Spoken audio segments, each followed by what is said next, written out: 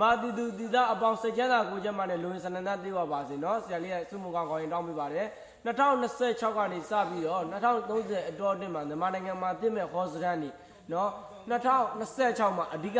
ခေါ်စရန်နေ2026မှာငလင်ပေးရေပေးကြီးစွာခံစားရမယ်ရဟန္တာတစ်ပါးပေါ်ထွန်းလိမ့်မယ်နော်ရန်ကုန်မှာရေကြီးဖို့ရှိတယ်မိုးတွေများလိမ့်မယ်နော်ရန်ကုန်မှာမထင်မှတ်နေကောင်းကောင်းရေကြီးလိမ့်မယ်နေပြည်တော်မှာအလဲအပြောင်းတွေပေါ်ပေါက်လိမ့်မယ်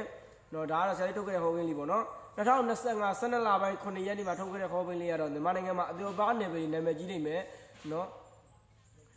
2025 12လပိုင်း10ရက်နေ့မှာထုတ်ခဲ့တဲ့ဟောကင်းလေးကတော့တရုတ်မှာရေကြီးမယ်ဂျပန်မှာငလင်ကြီးစွာလုံမယ်အဲ့နိုင်ငံတွေစပြီးတော့နော်ယောဂတွေပြန်ပွားလိမ့်မယ်ရွှေသေးငွေသေးတွေမြန်မာမှာရောက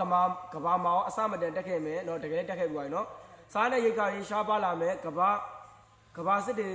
ဖြစ်ဖို့တော့မတွေ့ဘူး2026တလပိုင်း4ရက်နေ့မှာခေါ်ကြခဲ့တဲ့ရှေ့တဲ့ဟောစတန်ကတော့နော်အာရှမှာကတော့ဒီကဘာအတွက်ခေါ်ကြခဲ့တာပေါ့နော်အာရှမှာနိုင်ငံရေးအလဲအပြောင်းတွေပေါ်ပေါက်လိမ့်မယ်ယောဂတစ်ခုပေါ်ပေါက်လိမ့်မယ်နော်အခုအိန္ဒိယမှာ2026နော်တလပိုင်း23ရက်နေ့မှာဆိုရင်နော်ရွှေသေးကြမယ်လို့ခေါ်ကြခဲ့တယ်နော်2026ထဲမှာပဲရွှေသေးတွေကြမယ်အဲ့တော့ live မှာရှိရမိဘတည်ညီကိုမောင်နှမအားလုံးဒါတော့2025ခုနှစ်မှာကျွန်တော်ရဲ့2026နဲ့တော့2030အထိမြန်မာနိုင်ငံဟောစတန်လေးပဲဖြစ်ပါတယ်စူးစီးတင်ပြပေးခြင်းပဲဖြစ်ပါတယ်အားလုံးကျေးဇူးတင်